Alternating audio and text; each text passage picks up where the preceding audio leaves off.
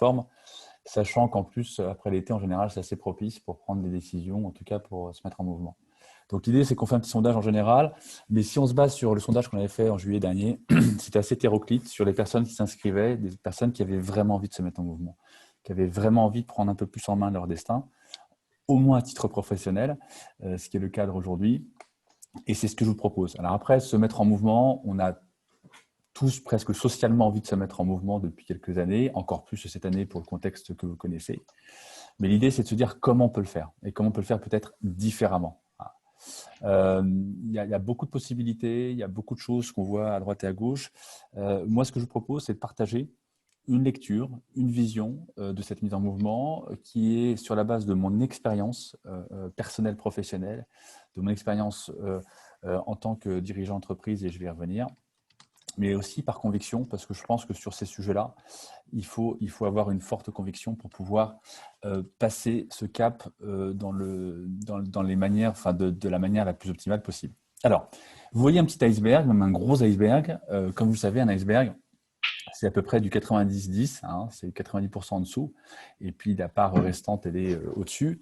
Ben, je vous propose qu'on s'attaque un petit peu à cette partie immergée, parce que très souvent, quand on veut se mettre en mouvement, on se cristallise un petit peu sur la solution. On se cristallise un petit peu sur l'après, hein, parce que ça nous rassure finalement, parce qu'on n'aime pas trop naturellement l'incertitude qu'il y a entre aujourd'hui et le point d'arrivée. Et puis, on veut un point d'arrivée, parce qu'un point d'arrivée, c'est quand même sympa, c'est tangible, c'est concret. Et puis, ça permet de rassurer. Sauf qu'en le faisant, en fait, on se cache un biais, on se cache un champ visuel qui peut être très, très large, d'où l'intérêt d'aller voir un petit peu ce qui s'y passe. Mais au-delà de ça, c'est surtout d'aller gratter un petit peu votre zone d'inconfort. Hein. Moi, par conviction et par expérience, on avance et on grandit, pas en allant renforcer sa zone de confort, sa zone d'expertise, mais en allant chatouiller un petit peu sa zone d'inconfort pour justement aller voir un petit peu où est-ce qu'on peut aller puiser, chercher finalement des facteurs qui vont nous permettre de se remettre en mouvement. Et bien au-delà de ça, c'est de faire en sorte que finalement, il y ait ce qu'on appelle un bon alignement finalement entre cette future solution, entre le parcours que l'on va engager, entre la réflexion qui est la nôtre aujourd'hui, entre notre personnalité, entre qui on est. C'est de plus en plus déterminant d'être aligné et de faire en sorte que tout ce que l'on fasse, on le fasse avec sens. Donc ça, on va le voir un peu plus en détail. Donc ce que je vous propose en première partie, c'est de partir de ce qui finalement est absolument fondamental pour nous tous et nous toutes, c'est cette notion de sens. Parce que quoi qu'on fasse, hein, qu'on mange, qu'on respire, qu'on avance, qu'on vive, qu'on travaille, finalement, on n'en prend pas forcément conscience, et surtout quand on a la tête dans le guidon. Mais c'est que le sens, en fait, détermine énormément de choses. C'est le vrai déclencheur à toute action, d'où l'intérêt de le creuser un petit peu, de s'assurer un petit peu ce qu'il y a derrière. Et ça, c'est une démarche personnelle que l'on va voir également. Et puis ensuite, on va commencer à se mettre en mouvement, pas n'importe comment, en utilisant un terme qui s'appelle l'engagement. Parce que se mettre en mouvement, on peut le faire de plein de façons, mais il y en a qui fonctionnent plus ou moins bien, et il y en a justement qui ouvrent plus ou moins le champ des possibles de la fameuse solution ou des solutions que l'on cherche pour après. Ok, et bien évidemment, vous verrez le lien, la petite surprise avec la notion d'entrepreneuriat, parce que vous vous dites certainement où est-ce qu'est la notion de culture ou de démarche entrepreneuriale là-dedans, mais je vous le dirai juste après. Avant tout, je vais peut-être me présenter. Donc moi, je suis Alexis Tillet de Clermont-Tonnerre. Je suis diplômé donc de l'ESCP assez récemment, parce que j'ai repris mes études assez tardivement. Mais au-delà de ça, j'ai un parcours d'une vingtaine d'années dans des entreprises plutôt de services, dans des environnements plutôt anglo-saxons, mais également aussi dans des groupes français. J'ai occupé des fonctions de management très tôt, commercial, marketing, puis digital. Le management, comme vous voyez avec cet exemple, cette photo de l'aviron, m'a toujours beaucoup passionné. J'ai beaucoup étudié management, beaucoup formé. Je me suis formé également au management et c'est au cœur de mon activité aujourd'hui. Le deuxième point qui caractérise, qui balise un peu mon parcours, c'est cette notion de penser en dehors du cadre, hein, c'est cette notion d'entrepreneuriat. J'en suis à ma deuxième aventure entrepreneuriale aujourd'hui.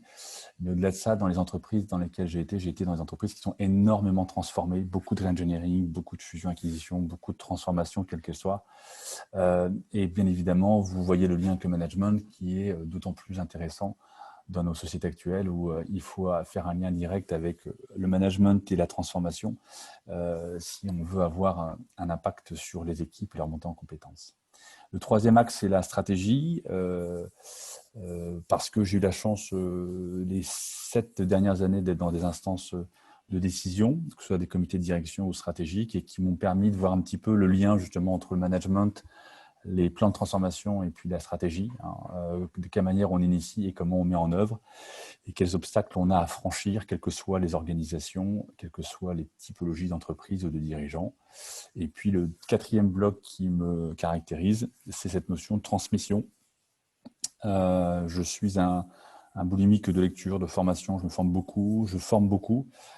Et pour moi, c'est un facteur clé d'employabilité, quels que soient nos projets respectifs à nous tous. Et justement, je vous passe ce message. Pour moi, c'est un sujet qui doit être au cœur de notre réflexion, surtout quand on est dans une phase que l'on souhaite être de transition. Au-delà de ça, j'ai créé une structure donc, il y a 2 ans et demi, maintenant presque 3 ans, avec l'aide de 6 amis, dont un est associé et pas les autres avec lesquels je travaille ponctuellement. Donc on est parti du constat que finalement il y avait de plus en plus de turnover et de déficit d'engagement dans les entreprises et qu'il y avait quelques difficultés de la direction, des directions en règle générale, de prendre conscience de cela et surtout d'agir en conséquence. Donc, on a décidé finalement d'accompagner l'entreprise pour faire en sorte que finalement cette notion d'engagement soit au cœur de la stratégie d'entreprise, au cœur de la stratégie d'entreprise et ne soit pas juste quelque chose que l'on utilise comme une rustine de temps en temps. Et pour cela, on s'est dit, le meilleur moyen, c'est déjà de s'assurer que les talents qui sont en place soient bien engagés, pas seulement motivés, on va voir la différence un petit peu après. Et du coup, on les accompagne individuellement, proactivement, pour éviter qu'ils tombent dans un socle de démotivation, ce qui peut arriver au bout de 3-4 ans. Et là, on va les coacher proactivement pour dessiner avec eux leur trajectoire d'évolution dans l'entreprise.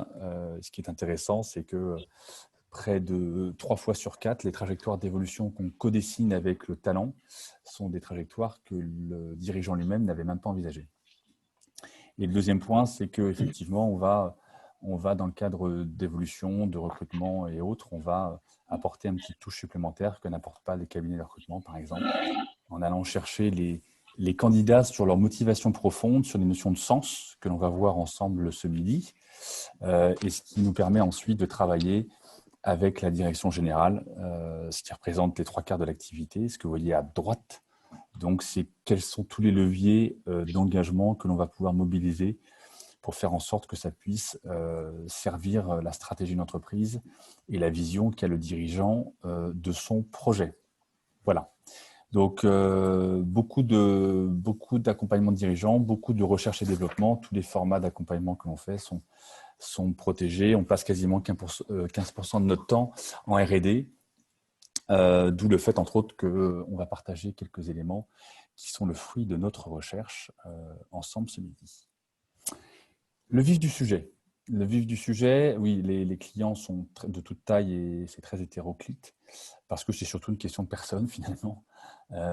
C'est surtout une question de rencontre avec des dirigeants qui prennent conscience que, surtout dans le contexte actuel, il faut agir différemment, il faut donner un peu plus de sens et d'en mettre un peu plus au cœur de la stratégie.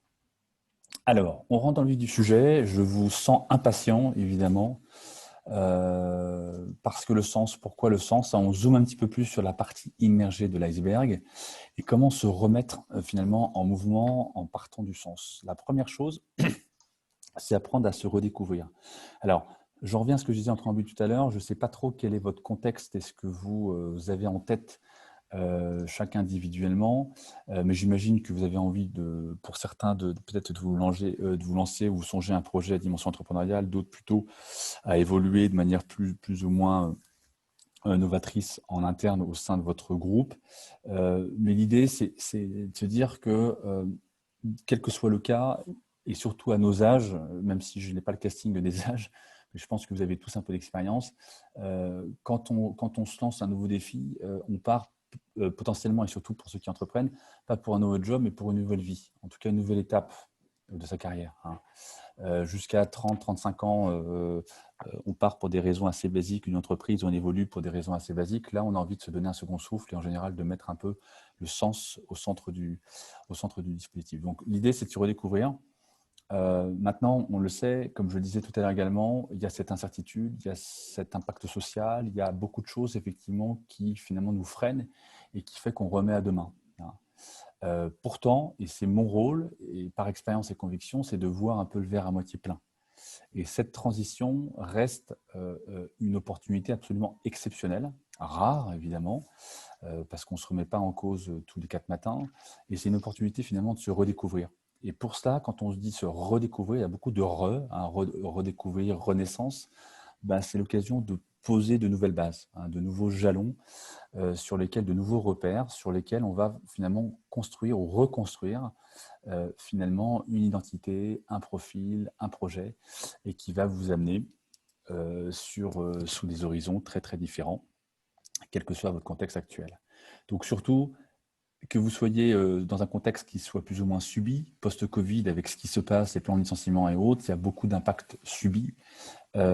C'est toujours quelque chose, effectivement, qui impacte négativement, mais derrière, l'idée de ces quelques minutes ensemble, c'est de vous dire, voilà, après la réaction à chaud, ça peut être intéressant, même si on a l'instinct de survie qui fait qu'on veut tout de suite se raccrocher à une solution et re-switcher sur un nouveau boulot ou sur quelque chose de très concret, ça vaut peut-être le coup de se prendre quelques jours, quelques semaines pour travailler sur ce qu'on va voir ensemble. C'est-à-dire, c'est recréer un petit peu les fondations de l'immeuble, les 10-15 piliers qui vont faire en sorte que votre immeuble il va tenir de manière la plus pérenne possible. Donc pour ça, il y a quelques principes. Le premier, vous avez tous vu ce dessin en séminaire, j'imagine. C'est une photo qui est un peu trompeuse parce qu'on peut la voir. Elle travaille un peu nos biais et nos perceptions. On peut voir différentes choses. Il y en a qui voient 1, 2, 3, 4 visages de femmes. Il n'y a pas de réponse. Il n'y a pas de bonne réponse. Il y a des réponses en fonction de la paire de lunettes que l'on porte. Mais l'idée, c'est avant tout de lever ses perceptions. C'est d'accepter, d'opter pour une posture, pour une attitude humble. Accepter que même si ça fait 20 ans, 25 ans, 30 ans que vous bossez, que vous avez eu des postes très intéressants et très riches, faut apprendre à repartir à zéro. Moi, j'ai vécu 20 ans dans des grands groupes, j'ai eu des très très bons postes, j'ai très bien gagné ma vie et quand j'ai entrepris, j'ai compris qu'on repartait en quelque sorte à zéro sur beaucoup d'éléments. Donc cette posture d'interprétation, le je sais comment ça fonctionne, j'ai l'expérience, il faut accepter de le mettre un peu au tiroir. Il ne faut pas le renier, mais en tout cas, il faut juste se dire que si vous voulez rebâtir un petit peu cet immeuble, il faut partir sur une levée de vos perceptions et de vos croyances. Ça, c'est la première chose. La deuxième chose, c'est accepter d'être en zone d'inconfort, comme j'évoquais tout à l'heure, et d'aller un peu gratter ce qu'on n'aime pas gratter. L'homme avec un grand H n'aime pas être devant le miroir, finalement, et on n'aime pas aller chercher un petit peu en introspection, ce qui fait que finalement, on a peut-être des choses, des atouts qui sont sous-valorisés, sous-exploités. Il y a une étude américaine qui date de 3 ans maintenant, et qui mettait en exergue qu'un salarié, en règle générale, tout au long de sa carrière, il sollicite 62% de ses facteurs de motivation, ses compétences et ses aptitudes. 62%. Ce qui veut dire qu'il y a quand même 38% qui sont au fond des tiroirs et qui ne servent à rien.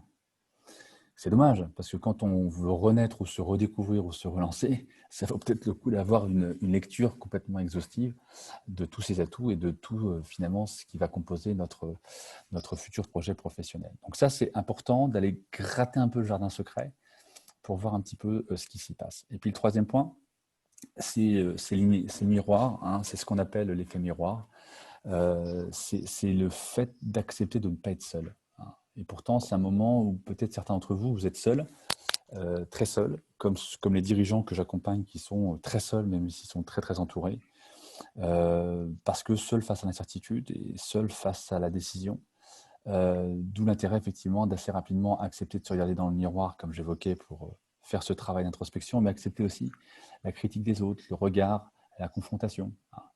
Donc, on en revient à ce schéma d'humilité, de posture humble et de non-sachant pour faire en sorte de finalement se nourrir au maximum de votre environnement et faire en sorte qu'il puisse contribuer activement à cette remise en route. Donc, au cœur de cette démarche, vous l'aurez compris, ce qui doit nous animer, c'est cette notion finalement de sens. Ce que je vous dis là, c'est finalement c'est le sens que vous allez mettre à votre démarche. Il y a deux options. Moi, comme je le vois malheureusement trop souvent, et le contexte ne nous aide pas, c'est de réagir très rapidement. Je prends une décision, j'y vais, je sais que je fais ça depuis 20 ans, donc je vais cibler ça, ça, ça. Ou alors l'option B que je vous propose aujourd'hui, c'est au moins qu'il y ait ce temps de pause, un temps un peu long, mais qui peut être à forte valeur ajoutée, et c'est de se dire, voilà, j'accepte de sortir de toutes mes certitudes et de tous mes schémas établis, ce qu'on appelle ces modèles mentaux, et de faire en sorte de voir s'il n'y a pas des choses un peu plus intéressantes à les creuser. Alors, vous dites comment, parce que c'est bien beau tout ça, mais comment on y va? La première chose, c'est l'arbre. Alors, ce que je vais vous dire, ça n'a rien de révolutionnaire, mais c'est des choses que l'on oublie de faire. Une première chose qui est toute simple que vous pouvez faire, c'est de revalider le sens et de comprendre un petit peu ce qu'il y a derrière. Vous connaissez peut-être l'exercice de l'arbre du sens. Hein, c'est tout simple, c'est dessiner un arbre avec des racines et de faire en sorte de voir où est-ce que vous conduisent les racines, en sachant que les racines, c'est le sens. Hein, et puis, l'arbre, ensuite, c'est tout votre projet qui va grandir. Donc, votre projet est irrigué finalement par ce qui est fondamental, qui est le sens, les valeurs, vraiment ce qui touche à la raison d'être, à la raison d'agir. C'est tout ce qui, fondamentalement, à titre personnel ou professionnel, vous drive, vous fait que vous levez le matin. Et ça, on l'oublie un peu quand on est dans l'entreprise, quand on fait le même boulot depuis des années, quand on est la tête dans le guidon. Moi, je l'ai été, on oublie tout ça. On avance parce qu'il faut avancer, parce que la machine, parce que la matrice, et qui fait qu'on ne prend plus le temps. Donc ce temps-là, il est assez salvateur. Ça implique d'accepter ce temps de solitude, mais constructif et pas défensif, et qui va vous permettre finalement de creuser un petit peu plus les fondamentaux. Je vois très régulièrement des personnes qui prennent conscience qu'il y a une divergence finalement avec ce qu'elles font depuis 5 ans, 10 ans et leurs valeurs, par exemple. Je prends l'exemple d'un client il y a quelques temps qui a pris conscience que finalement, ça faisait 15 ans qu'il bossait en GMS, alors qu'il avait des valeurs qui étaient extrêmement tournées vers l'altruisme et vers le partage. Je n'ai rien contre le secteur de la GMS, mais c'est vrai qu'en plus, il travaillait aux achats. Donc, achat GMS versus altruisme, partage et valeurs très humanisantes, il y a une forme d'antinomie qui peut être perçue. Donc voilà, c'est un exemple qui est tout bête, mais il était la tête dans le guidon, il était dedans. Et finalement, il a, entre guillemets, en quelque sorte, un peu craqué. Parce que finalement, il a pris conscience qu'il n'y avait plus de sens dans ce qu'il faisait. Donc ça, c'est pour ça, je prends un cas un peu extrême, mais sans tomber là-dedans, ça vaut le coup de se poser la question. Le deuxième point, c'est les motivations profondes. Comme je vous disais tout à l'heure, on ne sollicite pas suffisamment toutes ces motivations et toutes ces aptitudes. Dans l'entreprise, on est cloisonné, on est siloté, et finalement, on sollicite que quelques aptitudes et compétences. Donc, c'est intéressant de faire ce travail. Vous travaillez avec des colonnes, vous faites une colonne avec ce que je ne veux pas faire, hein, ce que je veux faire, une autre colonne avec ce que j'aime faire, ce que je n'aime pas faire, et puis une troisième colonne avec ce que je sais faire, ce que je ne sais pas faire. Hein. C'est tout bête. Par contre, vous ne faites pas une colonne avec ce que je ne peux pas faire, parce qu'à ce moment-là, ce sera extrêmement limitant, et vous risquez, comme bon latin, de plutôt voir le verre à moitié vide, et avoir une liste de ce que je ne peux pas qui est extrêmement, extrêmement longue. Mais l'idée, c'est juste, voilà, on est vraiment en mode diagnostic, c'est de se dire où est-ce qu'on est. Donc là, on est vraiment dans le diagnostic, l'arbre du sens, les motivations profondes. Et puis le troisième point, c'est finalement votre personnalité. Alors, j'insiste sur un point, quand on parle de personnalité, ce qui est intéressant, c'est de la décrire effectivement de manière la plus exhaustive possible, c'est d'écouter, de s'entourer de ses proches et des moins proches pour avoir un regard sur de quelle manière ils décrivent aussi votre personnalité, c'est intéressant. Mais c'est aussi d'aller taquiner un petit peu vos fragilités. On va le voir trop souvent dans notre culture judéo-chrétienne, on nous a appris le blanc-noir, hein, à être le premier et pas le deuxième, hein, à voir ce qui est extrêmement positif et à fuir un petit peu ce qui est négatif. Sauf que ce qui est important, c'est que les fragilités, on va le voir, peuvent être aussi des atouts. Ça peuvent être des points qui vont vous permettre de contribuer à votre différence et on va le voir juste après. Donc, sur cette troisième étape, important de travailler là-dessus, sur cette personnalité, avec l'aide de votre entourage. Donc, vous vous dites pourquoi ce travail-là et à quoi ça nous mène. Toujours dans cet environnement du sens, hein, c'est pour tout simplement dégager ce qu'on appelle sa singularité. dégager sa singularité. Dans cette période un peu de questionnement, de doute, hein, vous avez compris que le doute est absolument nécessaire pour pouvoir avancer dans notre hypothèse, hein, l'hypothèse que je propose. On est vraiment là pour pas chercher la solution, mais surtout pour se mettre en mouvement. Hein. C'est comment on peut arriver à générer une solution plutôt que de se cristalliser sur la solution. Donc là, on est vraiment dans le processus et on n'est pas dans le point d'arrivée. Donc c'est pour ça que votre personnalité, votre détermination, votre motivation, votre personne, votre singularité va être déterminante, votre comportement au sens large du terme va être déterminant pour faire en sorte que cette mise en mouvement soit productive. Autrement dit, ce n'est pas juste votre CV qui va faire la différence, très loin de là. Quel que soit votre projet, finalement, c'est cette alchimie entre ces motivations profondes, entre le sens que vous mettez à votre projet, entre votre posture, la personnalité, votre niveau d'engagement, c'est tout ça combiné qui va faire en sorte qu'il va y avoir quelque chose de singulier en vous qui va se dégager, une marque de fabrique. Et c'est ça qui va aussi, au-delà de votre parcours, de votre expérience et de votre expertise, qui va faire en sorte que finalement, vous allez être à même de susciter l'intérêt des autres. Susciter l'intérêt d'un recruteur, susciter l'intérêt d'un financier pour une levée de fonds si vous voulez créer, ou si vous cherchez un associé. C'est ça. Trop souvent, pour participer à des appels à financement, à des levées de fonds pour accompagner quelques entrepreneurs, ils sont très cristallisés sur leur zone de confort, sur l'expertise technique, sauf qu'il n'y a rien qui se dégage.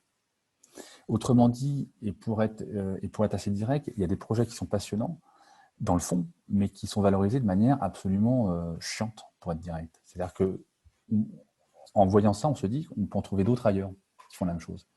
Alors que quand on arrive à bien valoriser le fond et en même temps avoir la posture, cette singularité qui suscite l'intérêt de l'interlocuteur, c'est beaucoup plus puissant. Il y a un vrai effet de levier sur l'efficacité. Donc concrètement, en termes de méthode, pour réconcilier sens, personnalité et motivation profonde, pardon, je fais un peu vite, l'idée c'est de trouver la convergence entre ça. Donc c'est travailler sur le sens, qui est vraiment presque le moteur de la voiture, d'y agréger finalement le carburant qui sont toutes vos motivations profondes, hein, ce travail avec ce que vous n'aimez pas faire, etc. Et puis cette notion de personnalité qui est un peu entre guillemets, la carrosserie. Hein. Parce que malheureusement, ce n'est pas les 20 ans de parcours, les 30 ans de parcours qui vont faire que vous allez trouver un associé ou lever des fonds ou trouver le job de vos rêves. Ce qui va faire la différence, c'est votre capacité à valoriser autant vos fragilités que vos atouts, que de partager finalement ces motivations profondes, de valoriser le sens, la vision que vous avez de votre projet. La notion de sens et de vision sont très peu valorisées dans les projets, malheureusement. Et si ça, vous ne le travaillez pas en amont, avec les effets miroirs, avec ce qu'on évoquait tout à l'heure, vous allez avoir un plafond de verre. Et vous risquez de rentrer dans la masse et du coup d'avoir du mal à vous différencier par rapport à d'autres et en tout cas avoir du mal à susciter l'intérêt. Deuxième étape, donc au-delà de réconcilier le moteur, le carburant et puis la carrosserie, c'est surtout ce travail-là, il va vous permettre pour vous de manière très égoïste de travailler sur votre alignement. Vous avez peut-être entendu parler de ça. Le fait d'être aligné, ce n'est pas quelque chose de fumeux, c'est quelque chose de très concret. C'est faire en sorte que quand vous allez vous exprimer, la notion de sens, de vision, de motivation, de projet, de cohérence, de personnalité, tout ça, c'est fluide, c'est cohérent. Je me souviens d'une personne que j'accompagnais qui avait un très beau parcours et qui créait sa structure à 58 ans. Vous voyez, il n'est jamais trop tard, qui avait un très beau parcours et en fait qui a commencé à créer son projet, tout était prêt, le site, les cartes de visite, le modèle économique était là, le business plan était prêt. Et en fait, au bout de 15 minutes, j'ai coupé la parole parce que finalement, c'était extrêmement mécanique, c'était extrêmement technique et il n'y avait rien qui se dégageait. J'en suis un témoin en tant qu'entrepreneur. Je me suis planté une fois, la deuxième fois, j'ai pivoté, donc ça veut dire que j'ai quand même une phase d'apprentissage assez significative. À chaque fois, c'est la même chose. Quand vous êtes sur les aspects techniques de réassurance que vous maîtrisez techniquement, vous risquez d'aller au fond de l'impasse. Donc, il faut aller vraiment chercher ce que vous voyez sur ce slide-là pour pouvoir faire en sorte que votre projet, il dénote. Et puis, le troisième point, c'est de susciter l'intérêt. C'est ça qui va finalement faire en sorte que vous n'allez même pas avoir à convaincre, mais aller susciter l'intérêt de l'autre. Je vous invite, sans faire de publicité, à aller voir sur mon profil LinkedIn. J'ai posté il y a quelques jours un article sur le fait de poser un diagnostic ou l'art de vendre sans vendre. Et vous allez voir un petit peu cette notion de susciter l'intérêt qui est extrêmement puissante. C'est un peu la technique de la maïeutique chère à Socrate, hein. Je n'ai rien inventé, qui part du principe qu'il faut faire accoucher l'autre finalement de la solution, hein, et de ne pas essayer de convaincre en lui imposant une solution. Ben, c'est un peu ça. Et que vous cherchiez un nouveau poste en interne ou que vous cherchiez à reprendre ou à créer une structure, cette technique de susciter l'intérêt va être déterminante. Voilà, donc le point d'atterrissage va être ensuite effectivement de réconcilier finalement tous ces aspects de arbre du sens avec ses motivations profondes et cette personnalité. Ça, c'est un exercice qui peut être fait seul, mais qui a ses limites, d'où l'intérêt effectivement du miroir externe. Parce que l'intérêt, c'est que si vous le faites tout seul, du début jusqu'à la fin, vous allez voir ça avec vos propres yeux. D'où l'intérêt qu'il y ait un accompagnement externe pour finalement challenger un petit peu vos certitudes et vos croyances et peut-être aller voir des traits de personnalité, des motivations profondes que vous n'aurez pas vues ou des incohérences entre valeurs, comme je disais tout à l'heure, et ce que vous souhaitez faire demain. Donc ça, pour moi, c'est les fondamentaux, c'est les piliers de l'immeuble sur lesquels vous allez pouvoir ensuite mettre une dalle pour pouvoir construire les différents étages de votre projet professionnel. Ensuite, le deuxième point, quand on a parlé du sens et des fondamentaux, après, c'est l'engagement. Pourquoi l'engagement? Parce que finalement, très souvent, on part du terme motivation. Il faut que je sois motivé pour créer une boîte. Il faut que je sois motivé pour reprendre une boîte. Il faut que je sois motivé pour oser me réorienter en interne ou me lancer dans un projet associatif ou quel qu'il soit. Je pense qu'il y a un amalgame parce que derrière la motivation, il y a des notions, derrière l'engagement, il y en a d'autres. Et pour ma part, je pense que l'engagement, qui est illustré à travers cette photo-là, vous allez comprendre pourquoi, elle doit être vraiment intégrée dans votre fonctionnement. Avant cela, je vous propose de clarifier très rapidement ce que c'est que la motivation. La motivation, finalement, vous connaissez tous la pyramide de Maslow. Je vous lis la définition finalement de la motivation. La motivation d'une personne résulte de l'insatisfaction de certains de ses besoins, qu'ils soient physiologiques, de sécurité ou d'estime, entre autres. Donc en fait, la motivation, elle sert l'individu pour son propre accomplissement. Donc il y a une dimension assez très tournée, très centrée vers l'individu. Donc, c'est avoir un statut, un salaire, une reconnaissance sociale. Ça, c'est vraiment le concept même, c'est la finalité même de la motivation. Ce qui est intéressant avec l'engagement, vous allez voir le lien avec cette remise en mouvement et ce projet qui est le vôtre, quel qu'il soit, c'est que l'engagement va bien au-delà. Il traduit l'action littéralement, je lis, de mettre en gage, de lier par un contrat même tacite. Ce qui est intéressant, c'est que ça traduit vraiment l'implication de l'individu à donner de soi. Il y a deux sociologues que je vous recommande qui sont vraiment passionnants, qui est Kissler dans les années 70, qui a beaucoup écrit, et Robert Vincent Joule un peu plus récemment, fin 80-90 et début 90, qui explique qu'il y a un lien entre l'individu et ses actes. L'engagement, c'est la conséquence du lien entre l'individu et ses actes. Autrement dit, en fait, plus un individu est engagé, donc vous allez être engagé finalement dans votre futur projet, quel qu'il soit, si l'acte, finalement, il est visible, il est explicite, il est répétitif, irrévocable, impactant, coûteux et libre. Donc, il y a ces vraies notions d'utilité, d'appartenance et de reconnaissance. Donc, finalement, ce qui est intéressant avec ça, c'est que dans cette notion de remise en mouvement, le faire sur des éléments uniquement de motivation, c'est une chose. C'est important d'être motivé. Par contre, attention à vous assurer que vous soyez non seulement motivé, mais que le projet, la direction dans laquelle vous allez vous orienter, vous engage réellement. Qui est ce sentiment d'appartenance, d'utilité, d'impact. C'est très souvent le cas quand on est en entreprise. Moi, j'étais en entreprise à un moment où j'étais extrêmement motivé dans mon job. Par contre, j'étais absolument désengagé de l'entreprise. Il y a deux études qui illustrent le fait, une qui date de 2 ans et l'autre qui est un peu plus ancienne, qui illustre que 8 salariés en France sur 10 se déclarent motivés. 8 salariés sur 10 se déclarent motivés. 9 salariés sur 10 se déclarent désengagés. Donc, ce qui montre bien que, attention, il peut y avoir une décorrélation entre la motivation et l'engagement. Donc, faites vraiment attention dans votre perspective d'évolution ou de changement quel qu'il soit, attention à bien travailler sur ces facteurs qui vont surtout activer l'engagement. Et l'engagement, c'est surtout des éléments liés à la reconnaissance, à l'appartenance, à l'utilité, à l'impact. On a tous cette entreprise où on s'est dit, merde, je produis, je fais du bon job, mais je ne vois pas les résultats finalement, parce que c'est d'une grosse structure, parce que finalement c'est dilué dans tout le reste, et je ne vois pas l'impact. Ça, c'est une réaction qui nourrit la notion de désengagement. C'est pour ça que l'homme avec un grand H a besoin d'un sentiment d'engagement pour se réaliser.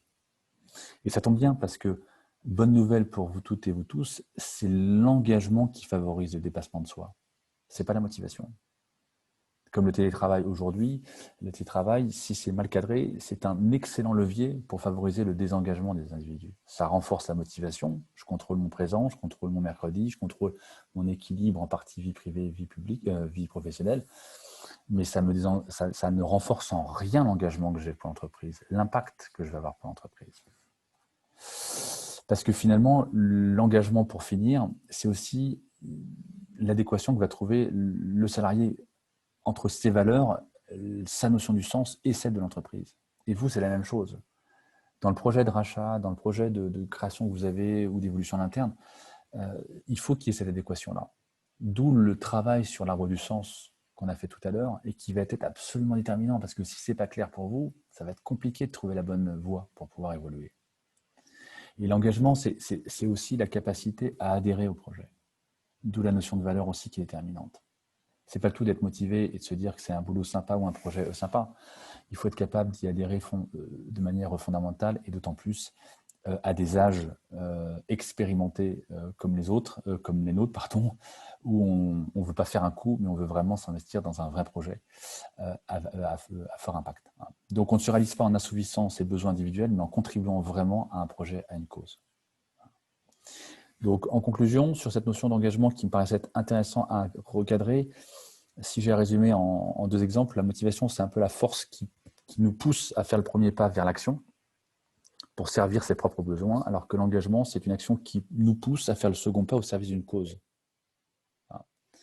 Donc c'est vraiment ça le point déterminant et qui va faire en sorte qu'on va réussir finalement à maximiser ses chances de faire en sorte que notre projet soit le plus efficace et le plus pérenne possible. Donc, en outils, sens, appartenance, utilité et reconnaissance. Utilité et reconnaissance.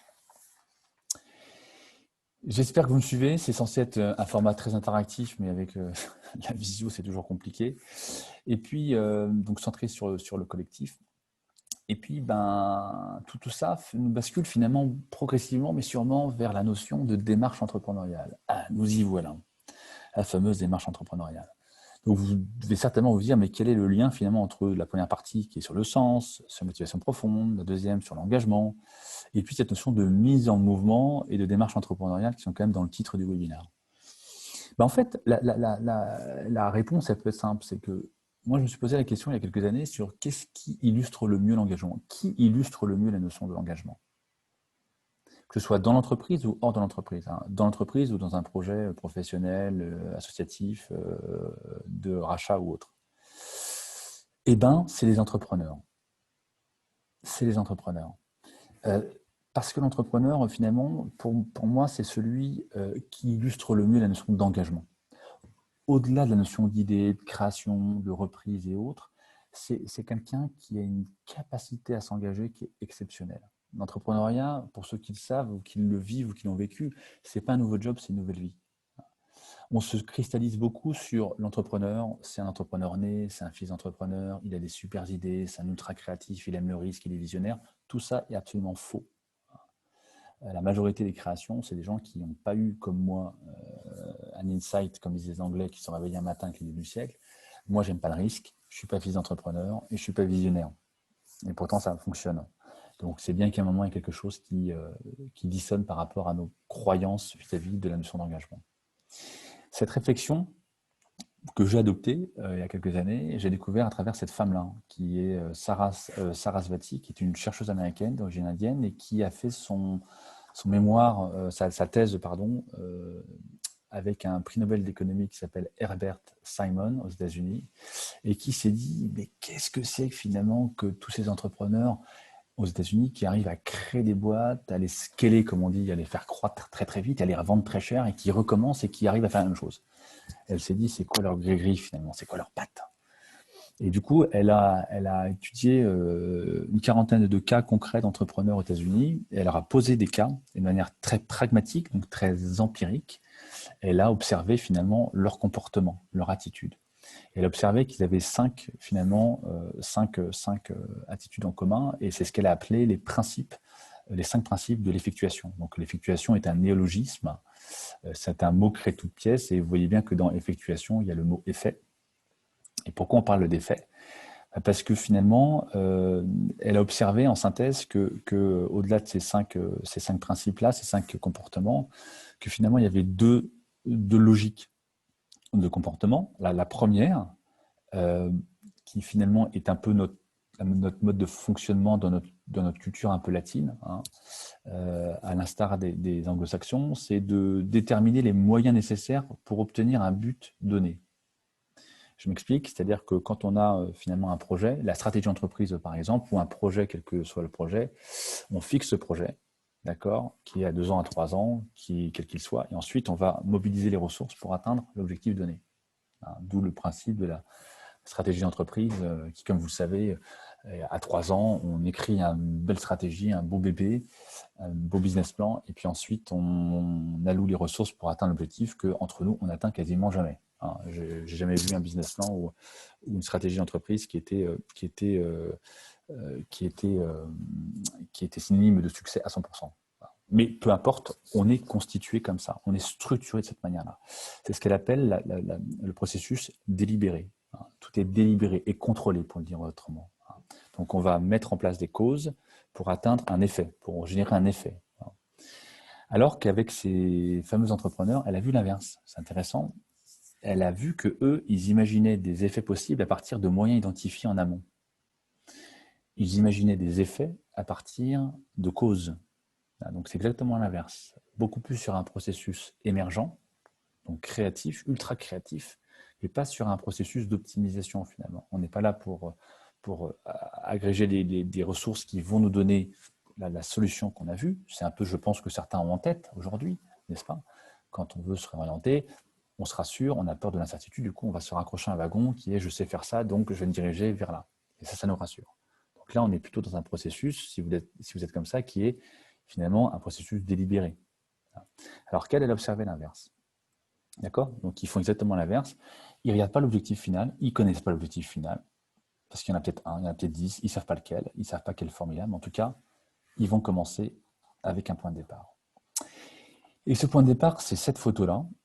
Alors en général, c'est pour ça que je suis très frustré, parce qu'en général, c'est là où il y a beaucoup d'interactions entre autres, et je vous pose plein de questions, mais bon, le format fait que ce n'est pas possible.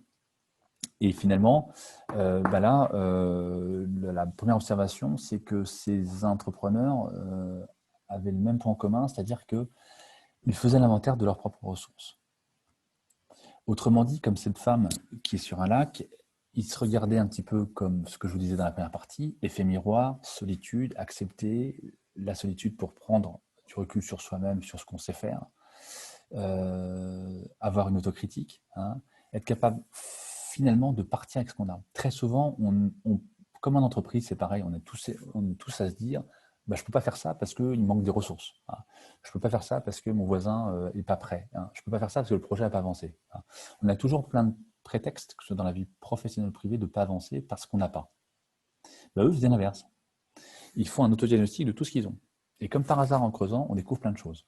C'est comme les gens qui me disent en accompagnement, Alexis, je crée une boîte, les gens créent une boîte, mais je n'ai pas de réseau. J'ai pas de réseau, j'ai pas un réseau d'entrepreneurs. Et puis en grattant, premier cercle, le second cercle, le troisième cercle, ils se rendent compte très très vite qu'en fait ils connaissent beaucoup de gens.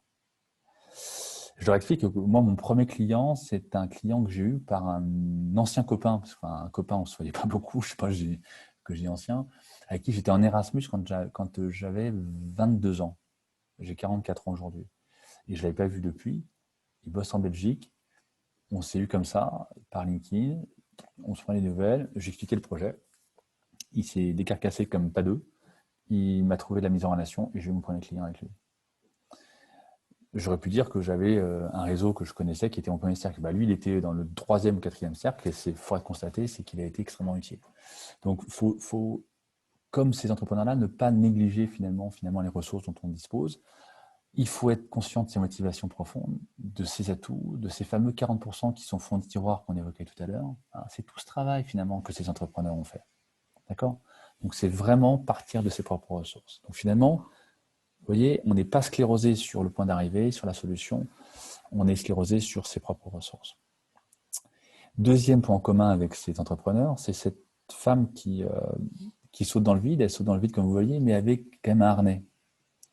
Donc elle prend un risque, mais un risque qui est contrôlé. Donc finalement, comme les entrepreneurs, en fait, elle raisonne en perte acceptable. Chose qu'on ne fait quasiment systématiquement pas. Beaucoup se disent, je ne veux pas changer de poste parce que si je change de poste, je vais me mettre en danger ou je vais perdre mon salaire. Je ne vais pas créer mon entreprise parce que finalement, il y a l'incertitude, je ne sais pas où je vais. Et puis plein de bonnes raisons de ne pas y aller finalement. Sauf que ce que Sarasvati observait avec ses entrepreneurs, c'est qu'eux, ils cadraient le risque dès le départ pour s'en dépolluer. Vous avez vu, ils n'aiment pas plus le risque que vous et moi. Moi, je dis, je n'aime pas le risque. Les entrepreneurs n'aiment pas le risque. C'est juste qu'il y a le cadre. Nous, ce qu'on fait, c'est qu'on en parle très peu du cadre, du risque. C'est-à-dire qu'on se dit qu'il y a un risque qui est là, et du coup, il nous obsède tout le temps. Et il fait qu'on n'avance pas. Alors que là, ce qu'il faisait, il disait, voilà, j'ai 30 000 $, j'ai 6 mois, comme pour ceux qui sont en transition et qui sont à Pôle emploi, j'ai 6 mois, j'ai 12 mois, j'ai 10 000 €, je me donne un jour par semaine pendant 6 mois si je suis encore en poste et que je travaillais sur un projet en parallèle. Il cadrait le risque. Et au pire, je perds 30 000 $, je perds 6 mois, je perds, etc. D'accord? C'est-à-dire qu'il démystifie un petit peu le risque en le verrouillant pour faire en sorte qu'il puisse avoir les coups des franches pour pouvoir avancer. Ce deuxième point-là, il est absolument vital pour faire en sorte que finalement, vous n'ayez pas de prétexte de ne pas avancer. Le troisième point en commun avec ces entrepreneurs, c'est ce que Sarasvati appelle le patchwork fou.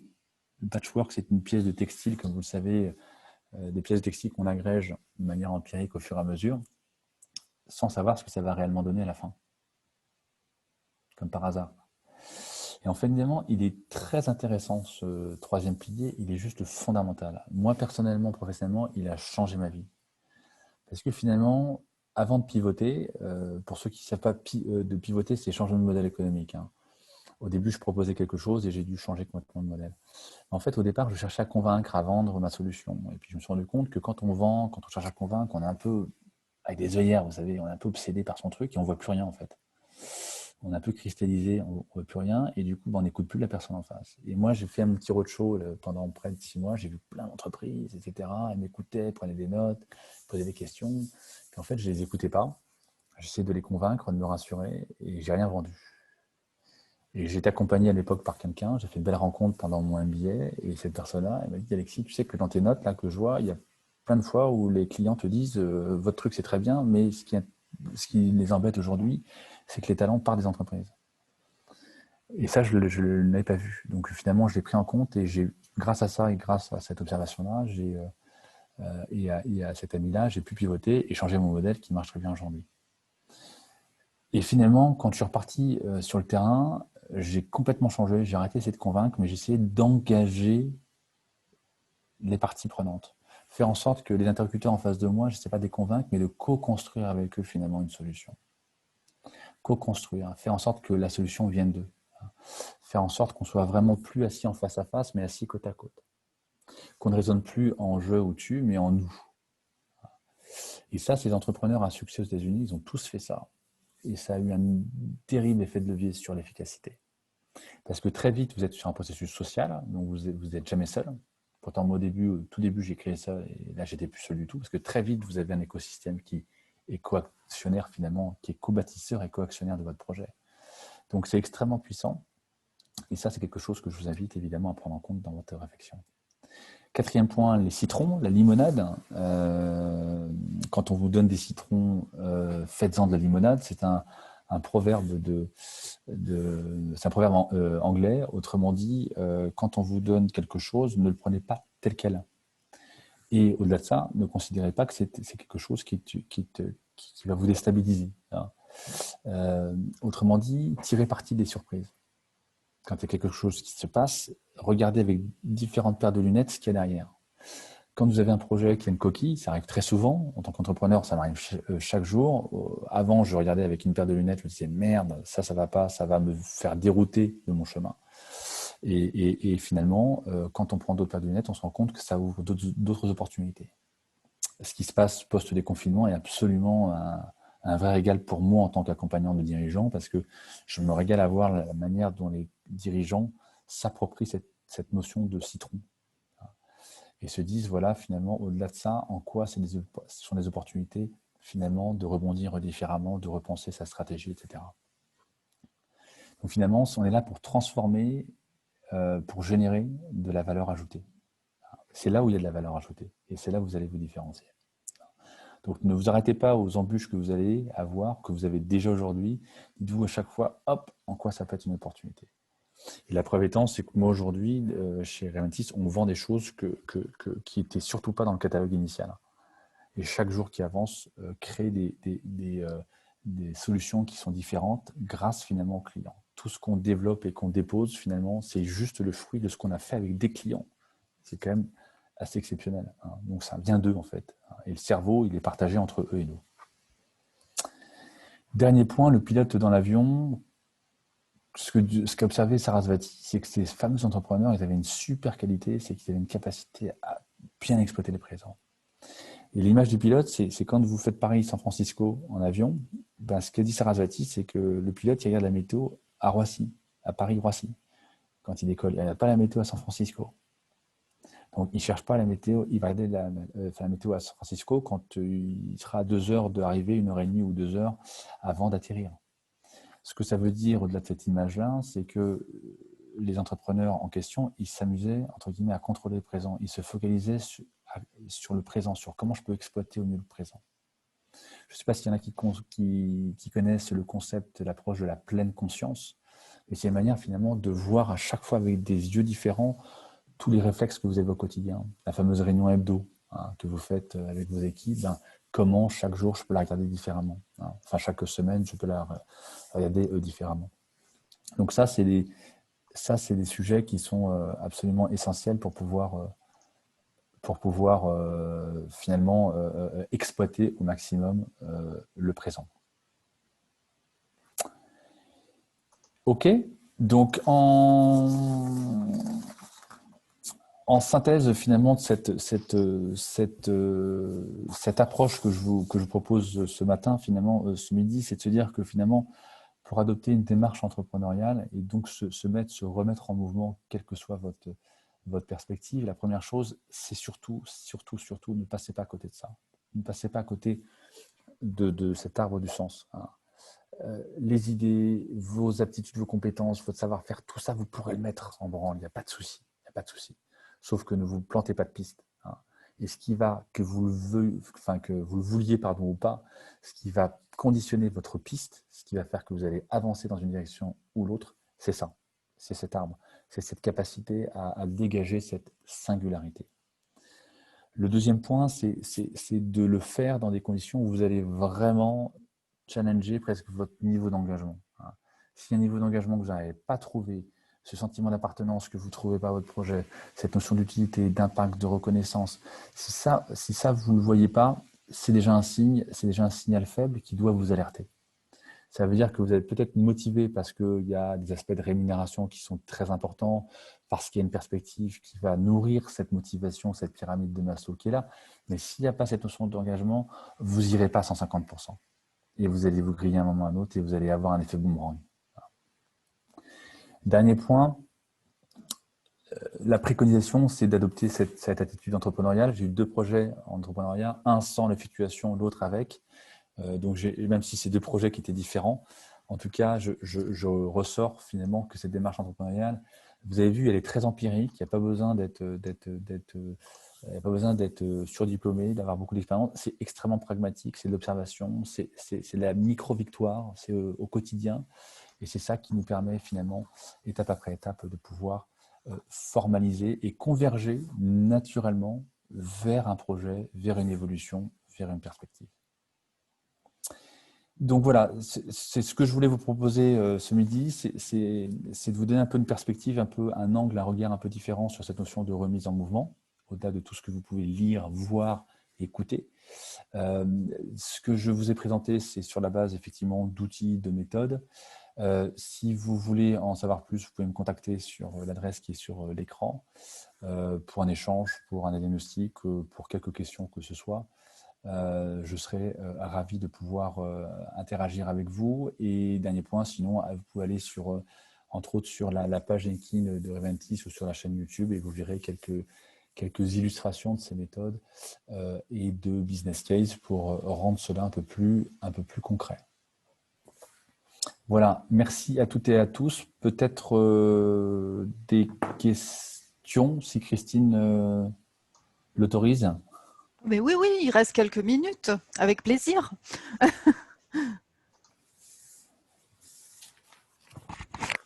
Moi, je me permets une petite question. Merci beaucoup, Alexis. C'était hyper intéressant. Ça résonne en moi très, très fort. Merci Euh, Maria. non, franchement, bravo. Moi, je voulais savoir, dans la partie faire l'inventaire de ses propres ressources, on pense souvent bilan de compétences. Est-ce que c'est vraiment le meilleur outil? Alors, on se dit tout ce matin ou pas là? Non, oui, c'est un outil. C'est moi, je suis convaincu. Alors là, je vous parle de conviction et c'est un lien avec la pratique de mon métier. C'est que je pars du principe qu'on avance en doutant, d'accord, en cassant vraiment ses certitudes et ses croyances. Euh, le problème du bilan de compétences, enfin, en tout cas sa limite, c'est bien pour avoir un diagnostic avec. Il y a des très beaux outils et ça fonctionne très bien.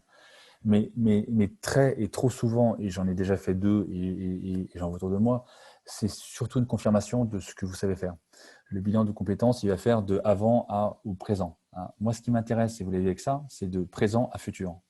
Donc, on n'est pas à la même perspective. C'est toujours bien, comme de faire des tests, MBTI, HBT, etc., le DISC, tous ces tests qui vont permettre de mieux vous connaître, c'est très bien, faites-le. Mais surtout, ça doit être que 10% de votre démarche. Mais vous arrêtez pas là parce que sinon, vous allez juste être sur ce qu'on appelle des biais de confirmation extrêmement puissants et qui vont juste finalement vous réduire le champ des possibles. Ça vous éclaire ou pas? Enfin, ça répond à Oui, votre ok, question? ouais, merci. Enfin, je vois pas encore bien comment faire du coup la mise en œuvre de ça, mais bon, déjà, Bah, la mise en œuvre de ce bilan-là, oui. bah, de toute façon, le bilan de compétences, vous pouvez le faire si vous le souhaitez.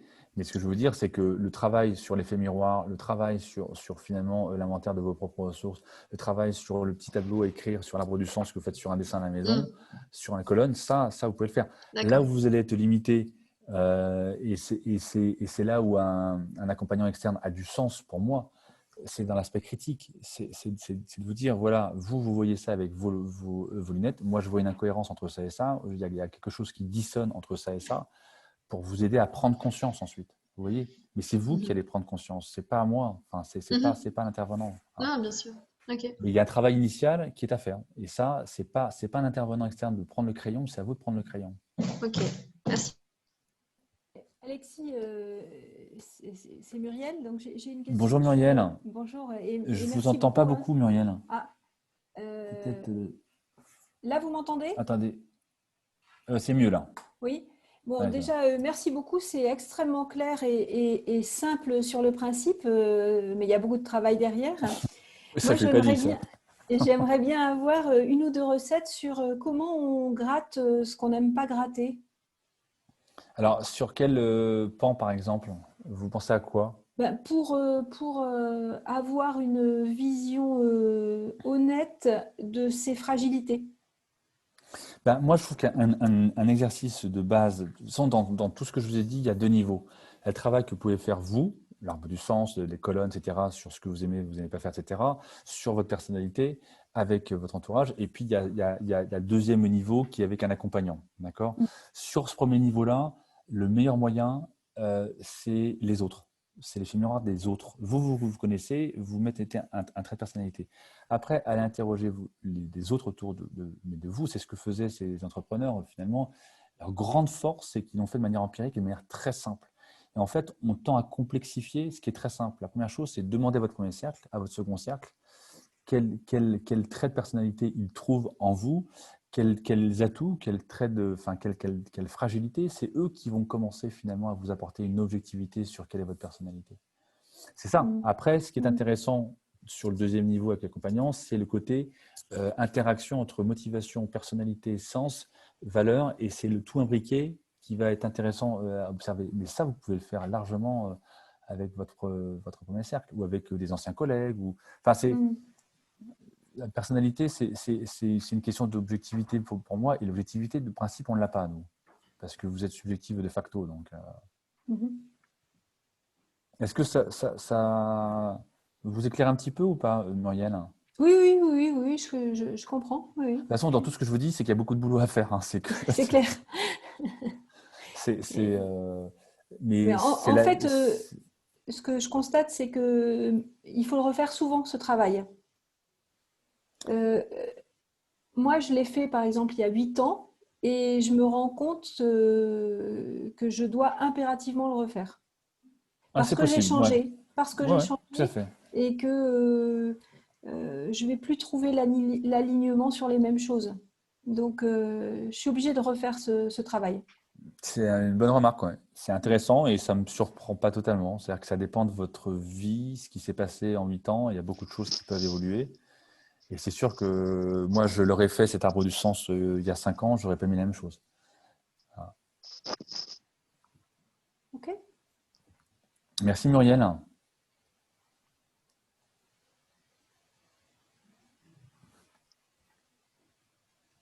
Ah, il reste 2 petites minutes. Il n'y a pas une dernière petite question?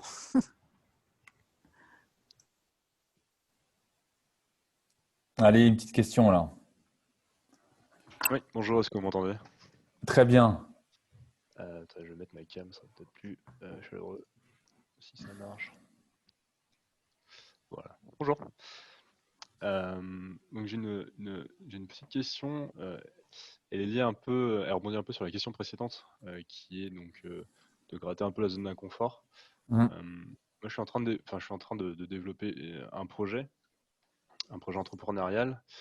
Et arrive le moment où en fait on fait une sorte d'étude de marché pour savoir si on arrive à cerner un besoin et si surtout la solution qu'on envisage est bonne.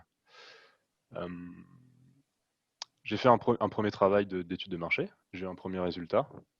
Je suis parti du coup sur une première idée, sur une idée assez concrète pour répondre à ce besoin. Et je l'ai représenté à quelqu'un et quelqu'un m'a dit mais attention, est-ce que tu as fait une étude de marché? C'est bizarre d'arriver tout de suite à cette solution. Et je me retrouve à un point où je me dis oui, je peux toujours continuer à faire des études de marché toujours plus grandes, toujours plus grosses et remettre tout le temps en question ce que j'aimerais construire. Mais à un moment donné, à toujours poser la question, on ne fait plus rien et on perd un peu confiance en soi. Et j'aimerais conseil là-dessus. Qu'est-ce que vous en pensez? Merci Alexandre, c'est un bon témoignage parce que c'est ce que j'observe souvent. C'est-à-dire que c'est un de nos biais à nous, ce qui a été aussi un de mes biais 2 fois moi, c'est de trop théoriser. C'est de rester dans sa petite bulle, faire des études de marché. Les études de marché, c'est bien, mais comme le dit Sarasvati, les entrepreneurs à succès faisaient très peu d'études de marché. Parce que les études de marché, ça renforce des biais, et entre autres des biais de confirmation.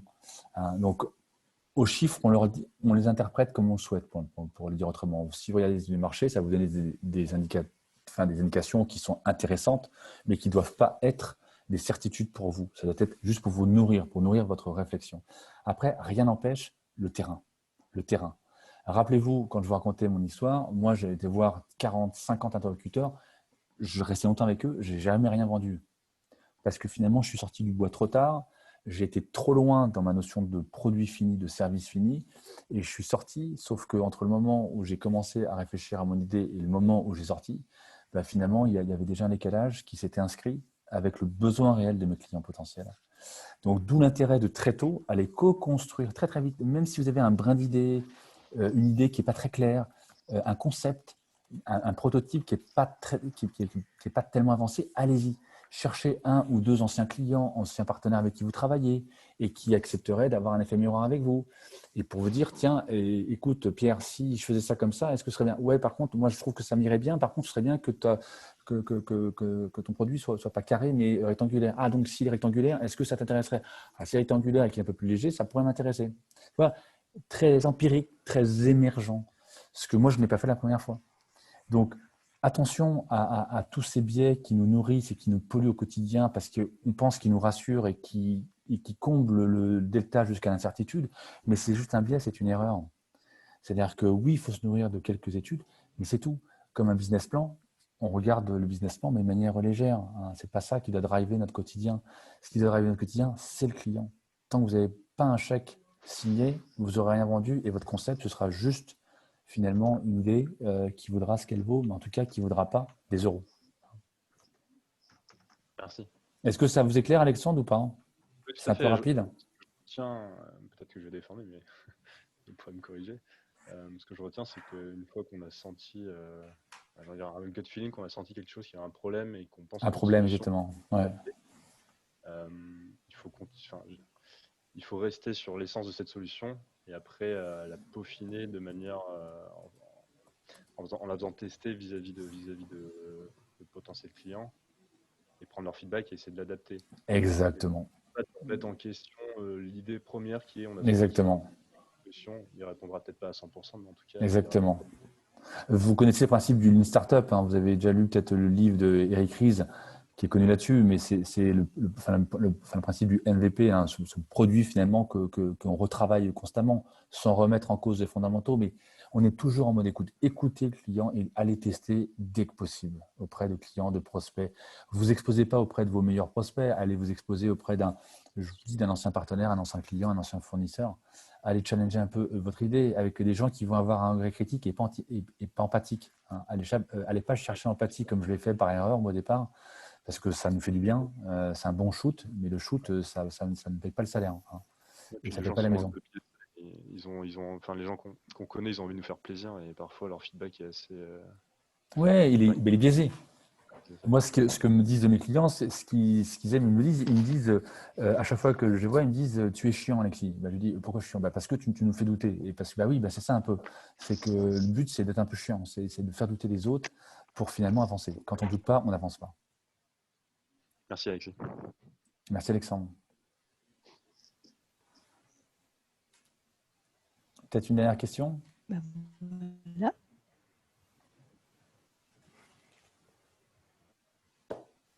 Dernier appel? Dernière question? Bon. Alors, ça doit Christine, je clair m'entends. pour tout le monde. Voilà, Ouais. c'est ça. Voilà. De toute façon, dans tous les cas, vous avez mes coordonnées. Est-ce que elles sont à l'écran? Christine, on vous entend mal, Christine? Non. Ah. Ouais, il y a un problème de friture.